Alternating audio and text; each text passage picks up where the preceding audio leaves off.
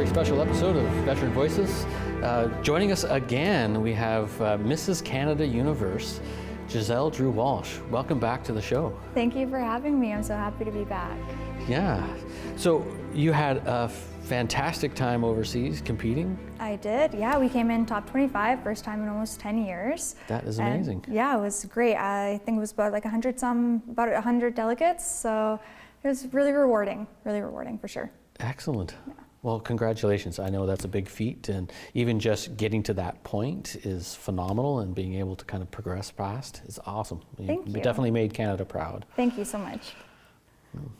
So, we are here for a very special reason though, and I think that it would be more fun if I got to ask you some questions about some of your previous episodes. What do you think?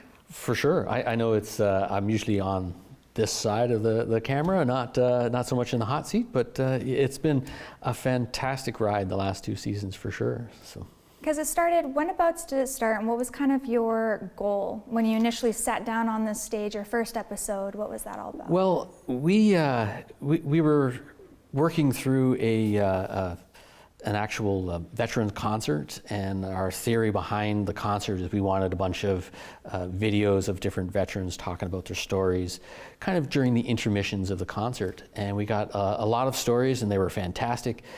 And then the concert came and went, but we still had people that wanted to continue pushing their stories out there. So we kind of just decided, yeah, why don't we actually make this into a TV show? And it's been great. It was a little, you know, the first few episodes were a little awkward. We weren't really sure what we were supposed to do and how and what questions, but it was amazing, some of the stories that we were able to share. So. 2 seasons, that's pretty much just shy of 50 episodes. Yeah. We kind of pushed for about 24 episodes a season, and it's been fantastic. It's amazing how many stories are out there.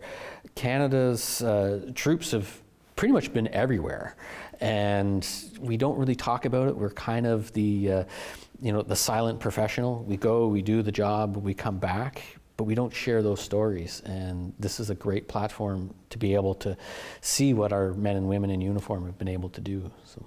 Now, I'm a little biased because obviously I loved my episode, especially with this guy. But in your opinion, what were some of your favorite episodes, people being that you interviewed? Well, you know what? They've had so many fantastic stories. Sometimes it's hard to pick one. But we've had some interesting guests, especially this season, you know, with General Mike Rouleau, you know, War Daddy himself. That was quite something to have on. We've had the Governor General, you know, but hearing stories like even the very first episode with Andrea Cote, she talked about going to Africa, deployed to Africa in the mid-90s, and being the only female there, and you know, the local warlord wanted to buy her from the Canadians, you know, and it's just kind of unfathomable in our modern Western society. So there's a lot of different stories like that have creeped up. A lot of the guys have really talked openly about suicide attempts and their mental health, and really just shared what they were able to do to overcome, you know, their traumas, and made it very inspirational, and hopefully inspired other troops that are, you know, having issues to seek help and find different ways to help out. So. Out of all the experiences that you got to listen to, were there any that kind of inspired you to want to maybe take on a new hobby or try a new adventure? Well, you know, off to the side, I paint. So like talking with Trish, you know, we even did a little episode where we painted together. So that was always kind of nice to be able to lean on a hobby that I already do. But you know, Shane Stackpole's episode, we were in the forge and actually got to forge something, which was kind of neat. I've used to watch Forge and Fire, you know, back in the day. Amazing show. Right, and to be able to do it, I'll have to say, he makes it look way easier than it really is. But yeah, I got to beat on some metal and turn it into something. I don't know if it's usable, but it turned into something. So it was kind of neat. That's pretty cool. So do you think you're seeing yourself kind of making some knives in the future? Oh goodness, no! I do not have that skill set at all. It was neat to try it, and I would be more than happy to try it again. But I know where my lane is, and that's slightly outside of my skill set for sure. So when you originally started, did you think you would be here now? Like you sat down, you had your first episode, like you said, the first few were a little jumpy. You're kind of getting used to your bearings and stuff.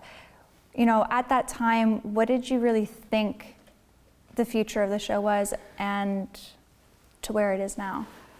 Well, that's it. Like, you know, it was when we first started, I had just a pocket full of people that were still interested in giving, you know, their stories, and I thought, oh, maybe we can make, you know, maybe 3 or 4 episodes out of this, and hey, it's done.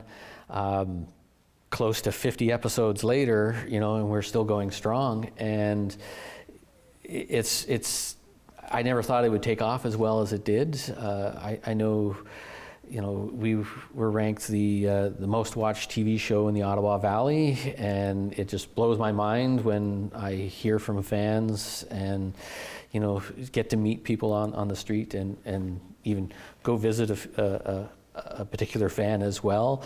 And it's crazy that it's has such a broad interest, and not just the military folks. Of course, you know, Army guys always want to listen to Army stories, but you know, when Joe civilians on the street are interested as well, I think that's fantastic.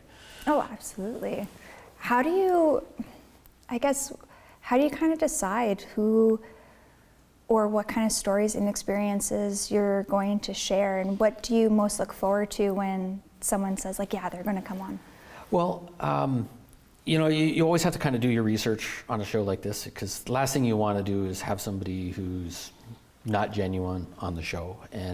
But you know, when you have enough experience in the military, you kind of pick those out pretty fast, right? Like I always ask for photos of the guys, just also to put up on the TV, but it also gives you that chance of saying, oh, well, that's not right, and that's not right. And, you know, we were never, you know, those are North Korean medals, why are you doing that kind of stuff. But, you know, we kind of go through a little bit of a vetting process, because you also want interesting stories, you know. If you've never been anywhere and you haven't done anything, I'm not sure how we're going to talk about it for 30 minutes.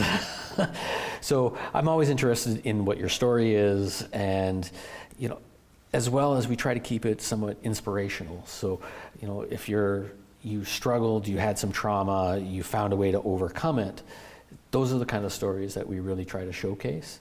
And it's been a fantastic ride, you know.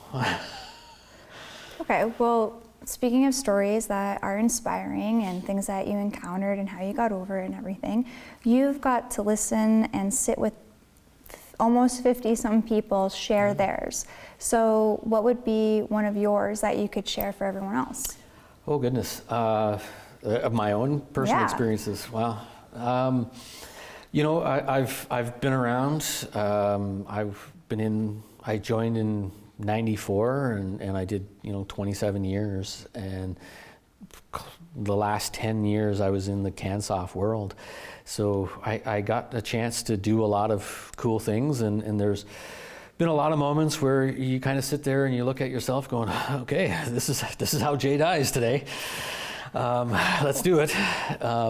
And then it turns out, oh no, actually I didn't die today. Maybe tomorrow. But you just kind of wake up and you carry on, you keep doing it. Of course, you know, as you progress through, you know, it does take a toll, and I've been diagnosed with PTSD in 2017, and I have a service dog, and I have to say, you know, having the service dog through Canine Headquarters has really made a significant difference in my own impact in my life.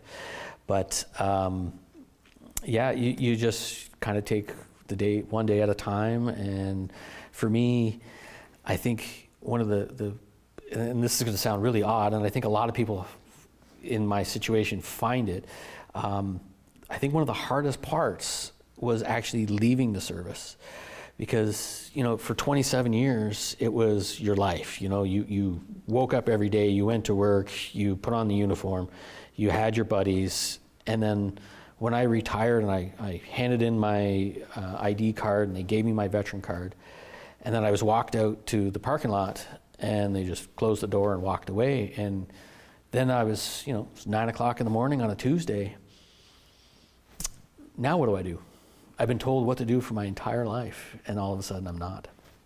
So you have that profound sense of loss, and it's a little bit challenging, and I think that's where a lot of guys start to go a little bit off the rails because they don't know what to do and they try to overcompensate.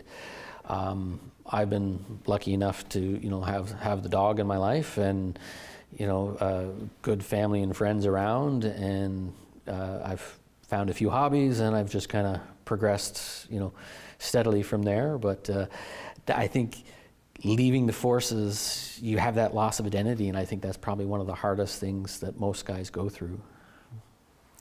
It's kind of serendipitous then that you would be able to find not necessarily closure, but a way to kind of continue on and, you know, get to sit with others and listen to them and share in those moments with each other.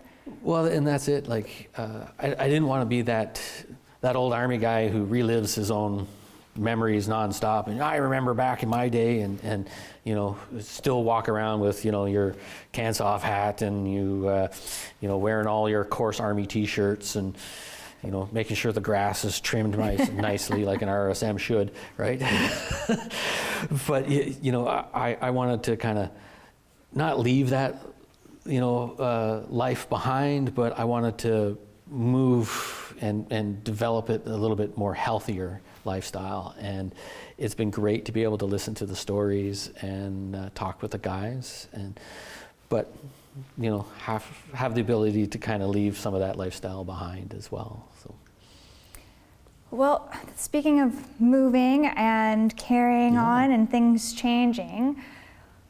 Season 3 yeah, is season 3. Season 3 is gonna start, and there's definitely some changes in season 3. So I'm actually passing the torch on to you. So you're actually going to be the host for season 3 moving on. So, and I think it's a fantastic idea because you can breathe a whole new life and have a whole new set of stories to come on.